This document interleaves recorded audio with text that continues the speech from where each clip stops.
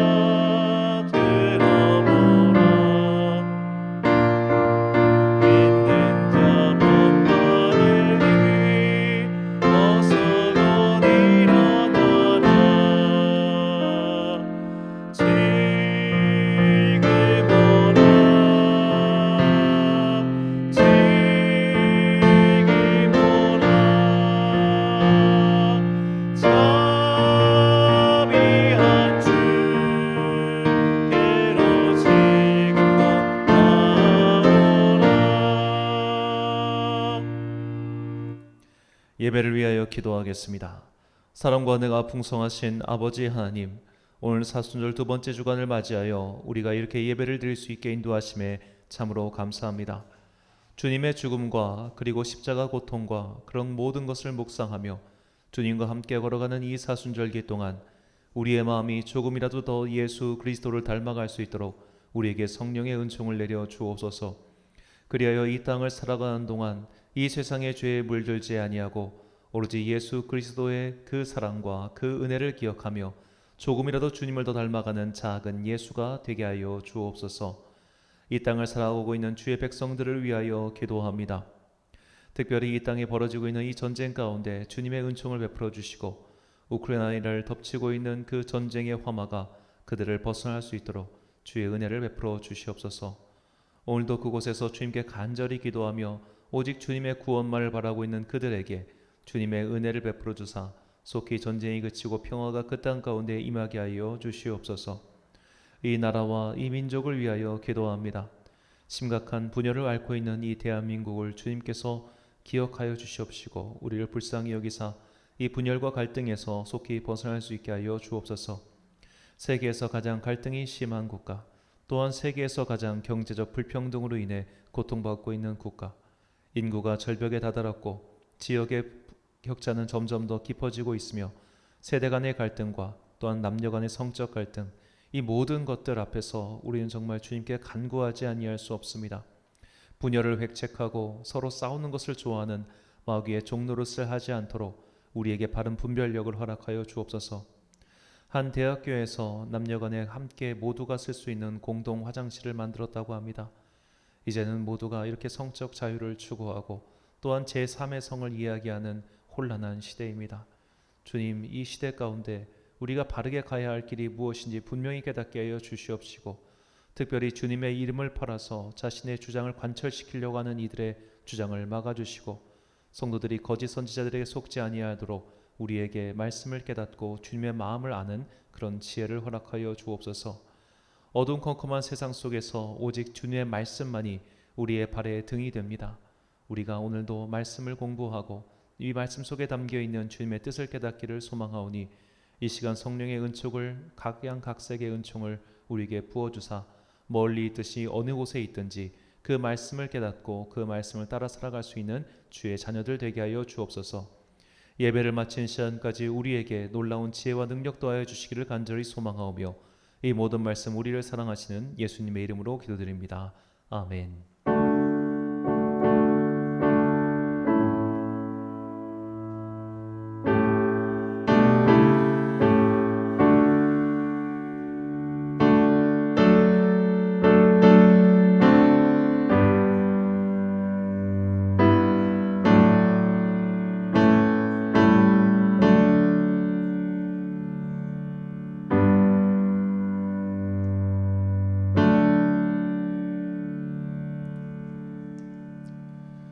오늘 우리에게 주신 하나님의 말씀 사무엘상 15장 28절부터 35절까지의 말씀입니다.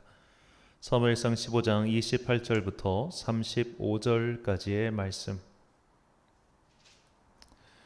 저와 함께 한 절씩 교독하시겠습니다. 사무엘이 그에게 이르되 여호와께서 오늘 이스라엘 나라를 왕에게서 떼어 왕보다 나은 왕의 이웃에게 주셨나이다. 이스라엘의 지존자는 거짓이나 변개함이 없으시니 그는 사람이 아니심으로 결코 변개하지 아니하심이니이다 하니, 사울이 이르되 내가 범죄하였을지라도 이제 청하옵나니 내 백성의 장로들 앞과 이스라엘 앞에서 나를 높이사 나와 함께 돌아가서 내가 당신의 하나님 여호와께 경배하게 하소서 하더라. 이에 사무엘이 돌이켜 사울을 따라가매 사울이 여호와께 경배하니라. 사무엘이 이르되 너희는 아말렉 사람의 왕 아각을 내게로 끌어오라 하였더니 아각이 즐거이 오며 이르되 진실로 사망의 괴로움이 지났도다 하니라. 사무엘이 이르되 내 칼이 여인들에게 자식이 없게 한 것 같이 여인 중 내 어미에게 자식이 없으리라 하고 그가 길갈에서 여호와 앞에서 아각을 찍어 쪼개니라. 이에 사무엘은 라마로 가고 사울은 사울 기브아 자기의 집으로 올라가니라. 사무엘이 죽는 날까지 사울을 다시 가서 보지 아니하였으니 이는 그가 사울을 위하여 슬퍼함이었고 여호와께서는 사울을 이스라엘 왕으로 삼으신 것을 후회하셨더라. 아멘. 하나님도 후회하시는가? 라는 제목으로 하나님의 말씀 선포하겠습니다. 90년대 가수 중에 신성우라는 사람이 있었습니다. 지금은 연기자의 길을 걷고 있는데요. 이분이 발표한 노래 중에 가장 인기를 끌었던 것이 서시라는 노래입니다. 이 노래 2절 가사가 이렇습니다. 후회하고 있다면 깨끗이 잊어버려 가위로 오려낸 것처럼 다 지난 일이야. 자, 이 노래가 지금도 이 중년 남성들에게 인기가 있는 이유는 아마도 가사 때문이라고 생각합니다. 후회하지 않는 인생이 과연 있을까요? 인생을 살면서 한 번도 후회하지 않는 사람은 아마도 없을 겁니다.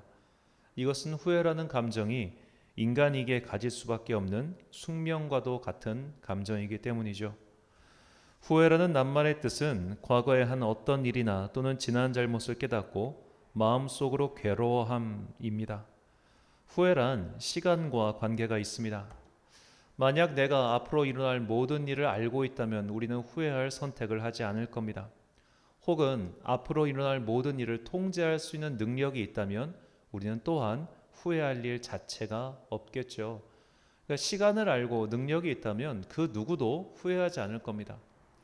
최근 이제 우리나라에 범람하고 있는 소위 웹소설 같은 걸 보다 보면 대부분 뭐 회귀, 환생, 이렇게 한 번 인생을 살고 다시 과거로 되돌아와서 앞으로 벌어졌던 일들을 다시 되돌아가는 그런 이야기들이 많습니다.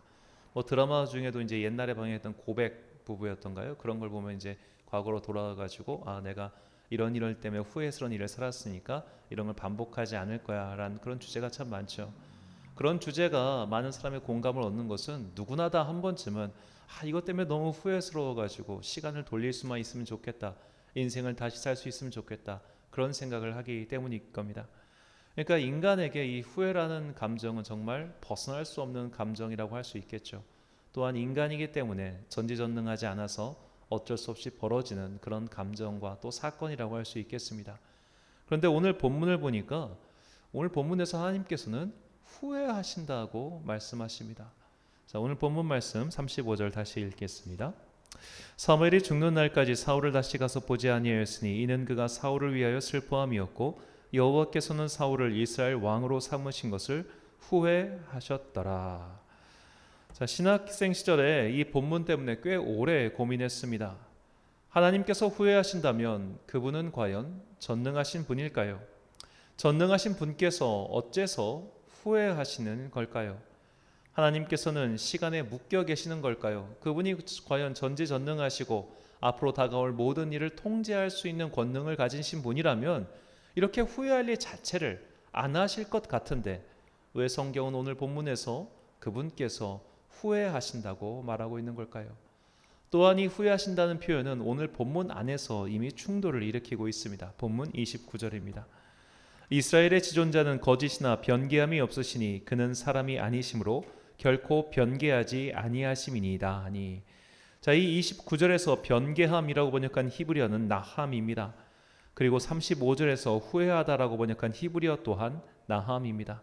이 뜻은 슬퍼하다, 애통하다, 신음하다, 회개하다 등의 뜻을 갖고 있습니다. 자, 하나님께서 슬퍼하시고 애통하시고 여기까지는 좋은데 후회하시고 심지어 회개하신다? 이 표현이 우리에게 굉장히 참 낯설기도 하고 무엇보다 거북하죠. 전능하신 하나님이 후회하신다? 전능하신 하나님이 회개하신다?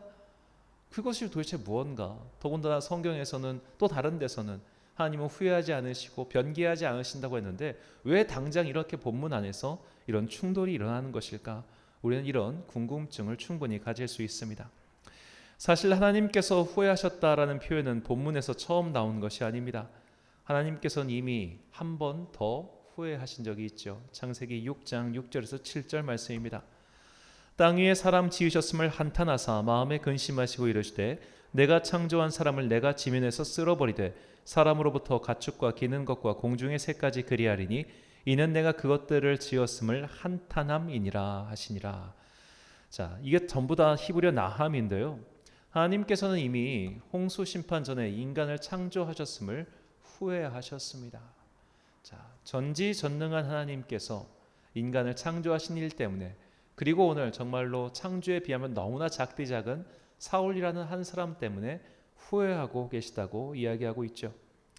어째서 전능하신 하나님께서 후회하셨을까요? 또한 후회하실 일을 안 만드실 능력을 가진 분께서 어째서 후회하셨다고 이렇게 성경은 말하고 있는 걸까요? 우리는 먼저 하나님께서 어째서 세상을 창조하셨는지 그 창조의 목적을 다시 한번 곰곰이 생각해 볼 필요가 있습니다.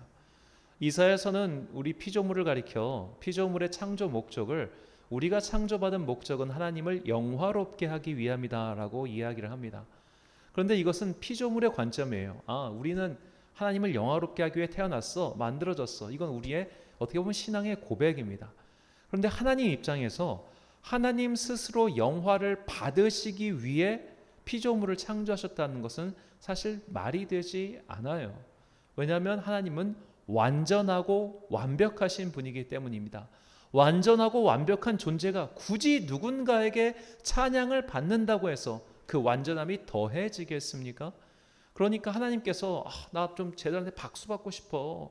쟤들한테 좀 영광 좀 받고 싶어. 그래가지고 세상을 창조하셨다고 하는 것은 어떻게 보면 굉장히 하나님께 모욕적인 말일 수도 있다는 겁니다. 완전하신 그분이 불완전한 우리에게 영광을 받으신들 그것이 얼마나 되겠으며 그것이 그분을 또 얼마나 영화롭게 할 수 있겠습니까? 그러므로 우리는 창조의 다른 목적을 살펴봐야 합니다. 이 창조의 목적에 대해서 어느 아프리카 출신의 신학자가 한 말이 있는데요. 제가 이제 세월이 좀 흘러서 그분의 이름이 기억나지 않습니다만 그 내용이 참 감동적이었습니다. 하나님께서 이 세상을 창조하신 이유는 우리를 사랑하고 싶으셔서라는 겁니다. 사랑은 반드시 대상이 필요합니다. 대상이 없는 사랑은 사실 사랑이 아니죠. 하나님께서는 사랑의 대상이 필요하셨습니다. 사랑의 근원이신 하나님께서는 그 완전한 사랑을 누군가에게 어떤 존재에게 베풀고 싶으셨습니다. 그래서 세상을 창조하셨다. 이것이 그 신학자의 고백이며 또한 설명이었습니다. 그 고백이 참으로 어떻게 보면 마음에 울렸던 것은 정말로 하나님께서 이 세상을 창조하신 이유를 비록 성경을 통해서 유추할 수 있지만 그것을 참 잘 설명하고 있었기 때문이죠. 사랑이란 인격적인 만남입니다. 그리고 사랑이란 나를 위해서 있는 감정이 아니라 그 사람을 북돋아주고 그 사람을 빛나게 해주고 싶은 그런 감정이라고 할 수 있겠죠. 즉 사랑은 내 만족을 위한 감정이나 행위가 아니라 상대방을 위한, 상대방을 충족시켜주고 상대방을 조금 더 건강하게 만들어주기 위한 그런 행위라고 볼 수 있겠습니다. 하나님께서는 이 세상을 사랑하셨고 또 당신이 만드신 피조물들을 사랑하셨습니다.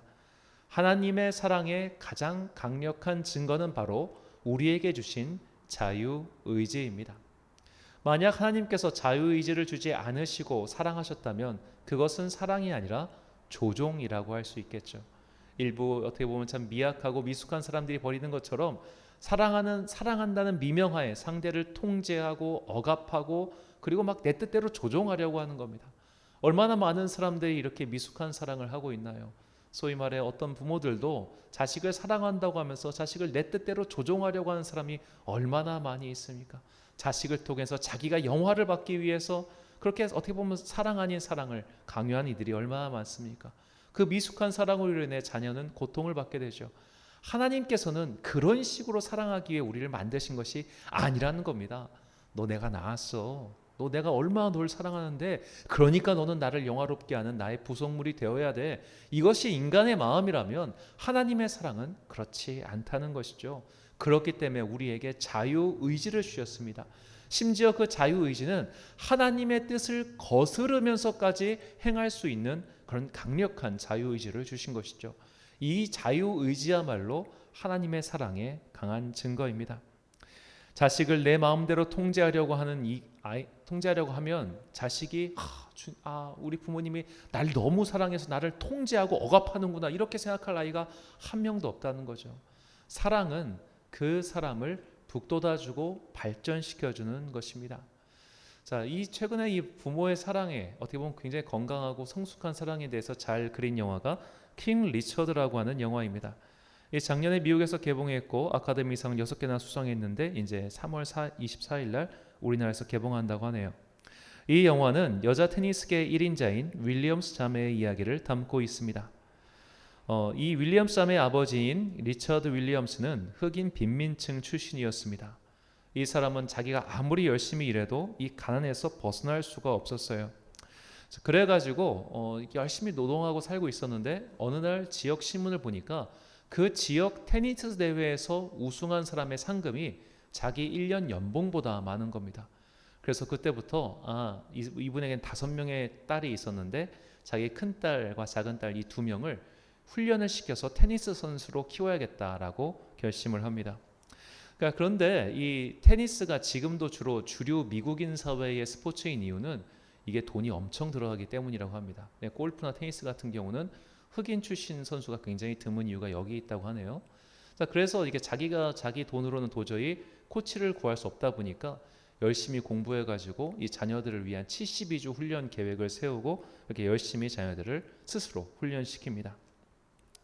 다행히 이 두 딸, 이 세레나와 비너스가 참 큰 재능을 갖고 있어서 어릴 적부터 두각을 나타내기 시작하죠. 그러니까 정말 그때부터 많은 코치들이 그녀들에게 달려들기 시작합니다. 그리고 그 코치들이 말하길 너 지금부터 빨리 대회에 나가가지고 더 많이 우승을 해야 더 많은 상금을 받을 수 있고 더 좋은 코치가 달려들 겁니다 라고 아버지 윌리엄을 설득합니다. 그런데 아버지 윌리엄이 그것을 거부해요. 왜 거부하냐? 나에게는 딸들이 좋은 성적을 거두는 것도 중요하지만 이 아이들의 마음이 안 망가지는 게 더 중요하다라면서 그것을 거절하죠. 그리고 자녀들에게 너희가 이 간에서 벗어나기 위해서는 테니스를 쳐야 돼. 힘들어도 같이 이겨내자라면서 계속해서 설득하고 그녀들 자녀들의 인격을 존중해 주면서 함께 목표를 향해 나아가는 장면을 영화는 그려주고 있습니다. 그래서 이 세레나 윌리엄스와 비너스 윌리엄스는 정말 세계 최고의 테니스 선수가 되었죠. 이 둘의 뒤에는 그 아버지 윌리엄이 있다는 것을 이제는 미국인들은 다 알고 있다고 합니다. 자, 이처럼 하나님께서는 우리를 성공시키기 위해서, 그러니까 우리의 성공을 통해서 당신이 영광 받으시는 걸 좋아할 뿐이지 내가 성공하기 위해 자녀를 이용하는 게 아니라는 거예요. 그래서 우리에게 자유의지를 주셨고 우리에게 선택할 수 있는 권리를 주셨습니다. 그런데 그것 때문에 하나님은 때로는 가슴 아파하실 일들이 참 많았어요. 자유의지를 가지고 우리가 그것을 선용해서 하나님을 영화롭게 하는 데 사용하면 참 좋을 텐데 인간은 그 자유의지를 가지고 오히려 하나님의 이름을 더럽히기까지 하는 그런 일까지 행했기 때문입니다. 그래서 하나님께서는 그 일 때문에 때로는 후회하시고 애통하시고 아파하시고 슬퍼하셨다는 것을 성경은 반복해서 이야기하고 있죠. 하나님께서는 이렇게 인격적인 교제를 위해서 피조물을 창조하셨으나 그 인격적인 교제를 위해서 때로는 자신을 희생하셔야 되는 그런 단계까지 이른 겁니다. 자, 우리가 이 상대방이 성숙하고 나도 성숙하면 참 서로 성숙한 사랑을 나눌 수 있겠지만 그렇지 못하다는 것이 항상 인간의 상태이고 또 그로 인해서 우리에겐 여러 가지 후회가 발생하죠. 하나님께서는 그 인간의 후회하는 그 수준까지 자신을 낮춰주신 겁니다. 이렇게 하나님의 낮춰주시는 하나님의 낮아지신 사랑의 증거가 바로 예수 그리스도의 성육신 사랑입니다. 그분께서 스스로 이 땅 가운데 인간의 모습으로 낮아지셔서 우리를 사랑하시기 위해 오신 거예요. 정말로 인격적인 교제, 내가 너를 위하여 나를 위한 나를 만족시키는 그런 사랑이 아니라 너와 함께 발전하고 싶은 사랑, 너와 함께 영광을 얻고 싶은 사랑, 그 사랑으로 우리를 대하시기 때문에 하나님은 스스로 후회하고 때로는 그분의 말씀을 철회하기까지 하는 그런 위험 부담을 감수하면서 우리를 사랑하신다는 겁니다. 하나님께서는 사람을 사랑하셔서 그분의 말과 주장까지 바꾸시죠. 이런 하나님의 사랑을 참 잘 그려준 묘사한 성경의 이야기가 바로 사사기 10장에 나옵니다. 사사기 10장을 보면 그 전까지 이스라엘 민족이 계속 반복해서 하나님을 배반하고 우상 숭배를 하는 장면이 나와요. 하나님께서 이제는 지치셨나 봐요. 물론 이제 우리가 성경의 표현을 볼 때 항상 주의해야 되는 게 성경의 말이라고 하는 것은 일종의 2차원 평면도와 같습니다. 그리고 하나님의 말씀은 본래 4차원이에요. 그러니까 4차원 4D를 이 2D로 그리면 물론 의미는 전달이 되겠지만 완벽하게 전달이 안 되는 것처럼 우리가 성경 말씀을 읽을 때 모든 표현이 완벽하게 하나님과 들어맞는다고 생각해서는 안 됩니다. 성경은 인간의 언어로 쓰였다는 그 기본적인 한계를 갖고 있다는 것을 꼭 우리가 성경을 읽을 때 유념해야 됩니다.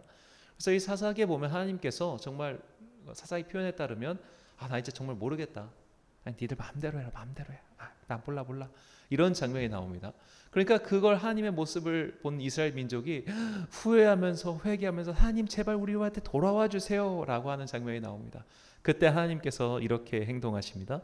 사사기 10장 13절과 16절 말씀, 너희가 나를 버리고 다른 신들을 섬기니 그러므로 내가 다시는 너희를 구원하지 아니하리라. 자기 가운데서 이방 신들을 제하여 버리고 여호와를 섬김에 여호와께서 이스라엘의 권고로 말미암아 마음에 근심하시니라. 자, 이 하나님의 모습 잘 생각해 보세요. 내가 정말 다시는 너희랑 관계 안 해. 다시는 너희 꼴도 보지 않을 거야 라고 해놓고서 고작 성경의 분량으로 2절이 지나니까 저들 때문에 근심하세요. 여러분, 이게 하나님의 사랑입니다. 하나님께서는 나 정말로 꼴도 보기 싫어 해가지고 정말 등 휙 돌리고 그냥 가버리는 그런 분이 아니세요. 여러분, 부모와 자녀도 얼마든지 평생 원수지간으로 지낼 수 있습니다. 특히 부모에게 많은 상처를 받고 큰 자녀들은 얼마든지 부모와 등지고 살 수 있어요. 뭐 연예인들이라든지 소위 그런 일들 정말 많이 보지 않습니까? 제가 아는 어떤 연예인 중에 이제 유명한 분 성동일 씨, 그분 같은 경우는 아버지의 사랑이라고는 단 1도 받아보지 않은 분이에요. 그 아버지가 어떻게 보면 사생아처럼 성동일 씨를 낳아가지고 성도 주지 않고 초등학교도 못 들어갔대요. 호적에 이름이 올라가지 못해서.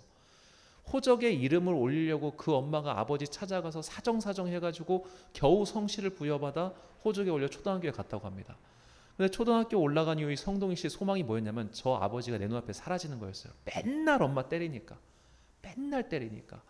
그렇게 해서 완전히 등지고 어떻게 보면 관계 끊고 살았는데, 이분이 이제 드라마 촬영 중간에 아버지가 돌아가셨다는 전화를 그 부인에게서 받게 됩니다.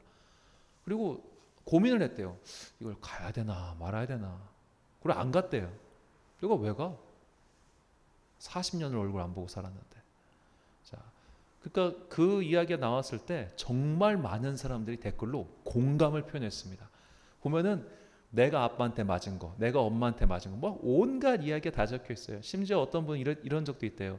엄마 수술비를 마련해가지고 엄마 이렇게 했는데 그 수술비를 아빠가 중간에 가로채서 도망간 거예요.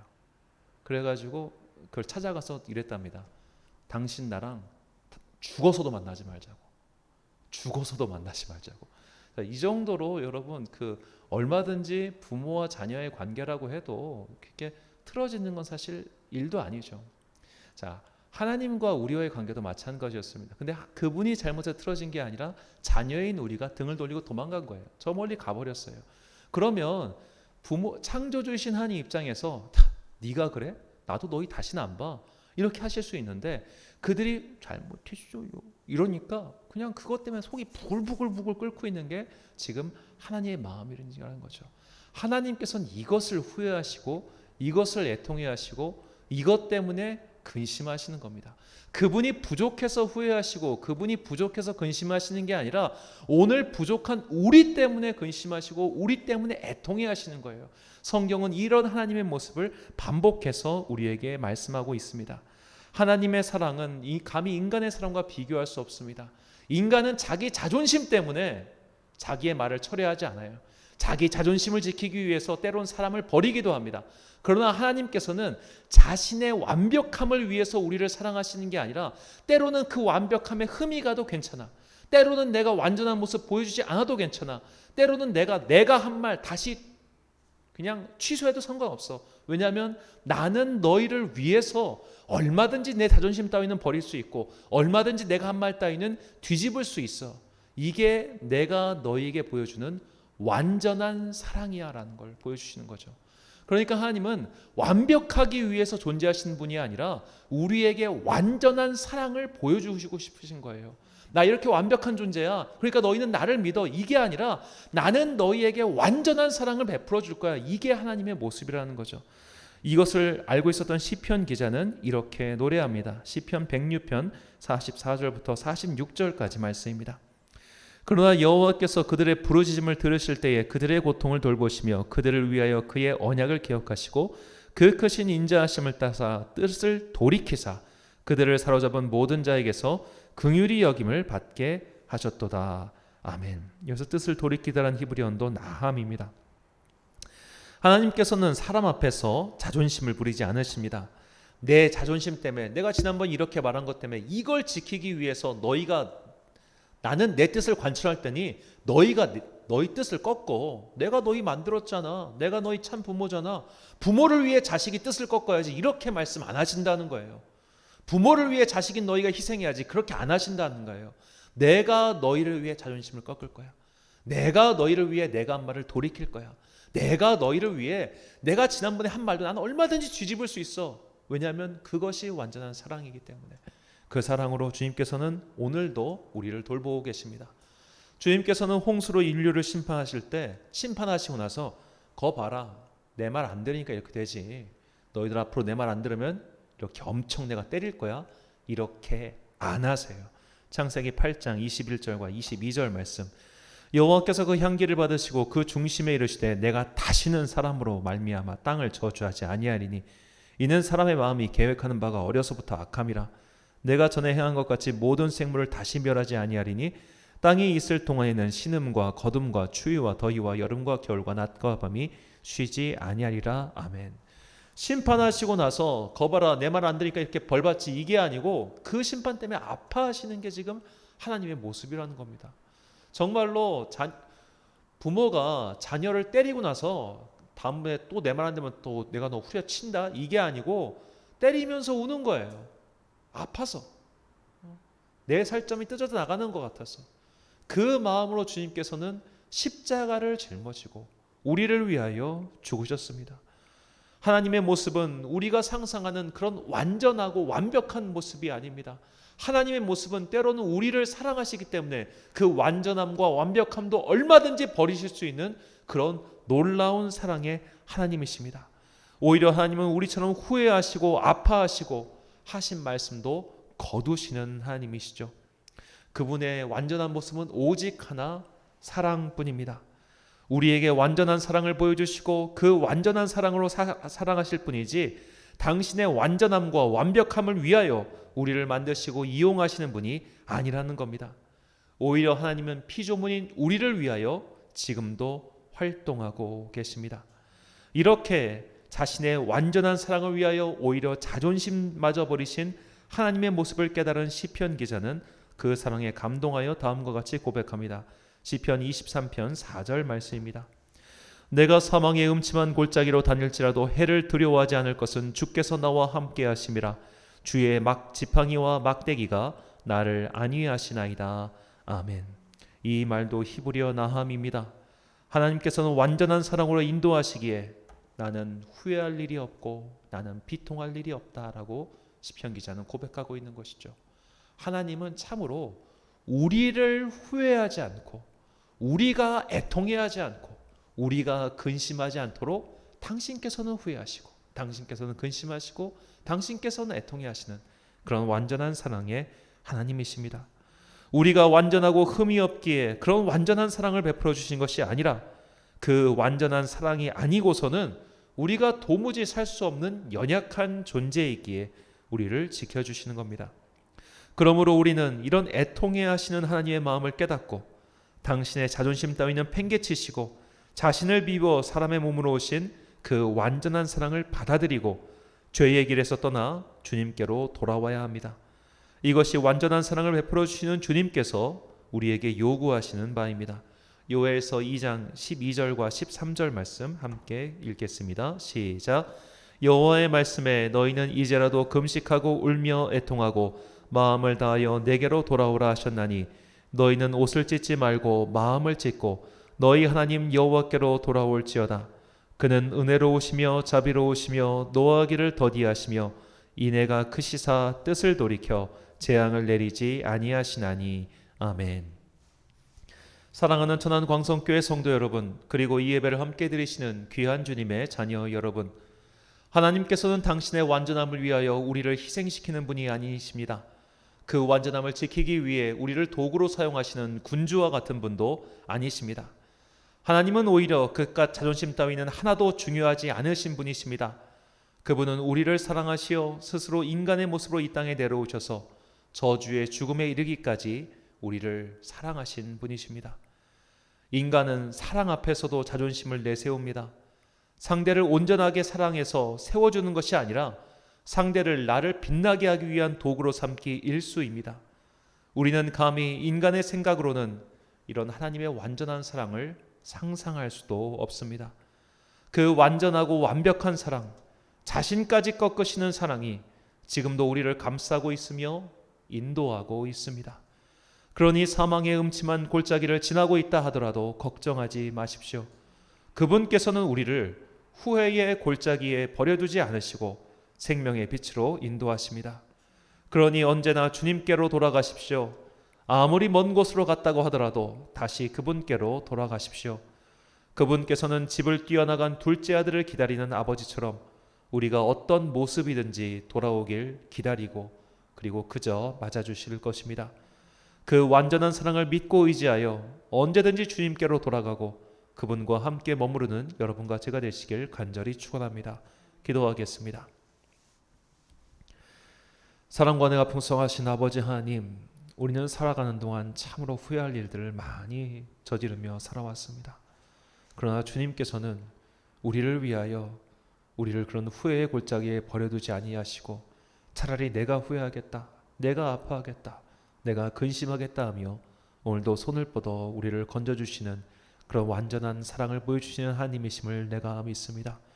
그 완전한 사랑에 의지하여 오늘도 주님께로 돌아갑니다.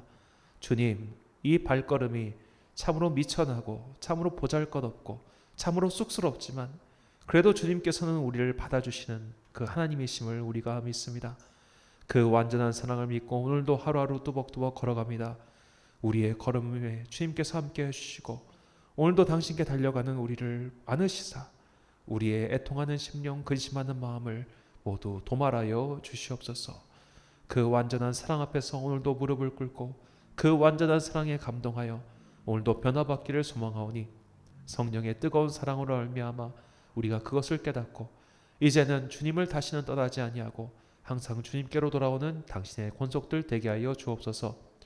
이 사순절기 동안 우리를 위하여 이 땅에 내려오시고 우리를 위하여 희생하시고 우리를 위하여 당신의 자존심 따위는 다 버리신 그 사랑을 깨닫는 성도들 되기를 간절히 소망하오며 이 모든 말씀 우리를 사랑하사 십자가에 달려 돌아가신 예수 그리스도의 이름으로 기도드립니다.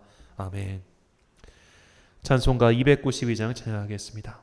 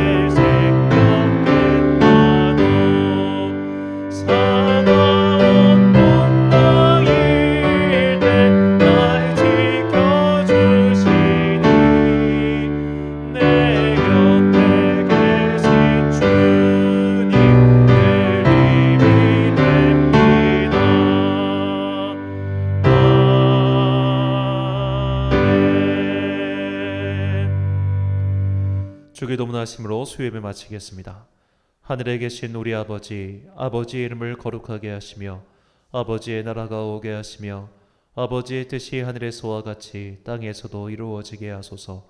오늘 우리에게 일용할 양식을 주시고 우리가 우리에게 잘못한 사람을 용서하여 준 것 같이 우리 죄를 용서하여 주시고 우리를 시험에 빠지지 않게 하시고 악에서 구하소서.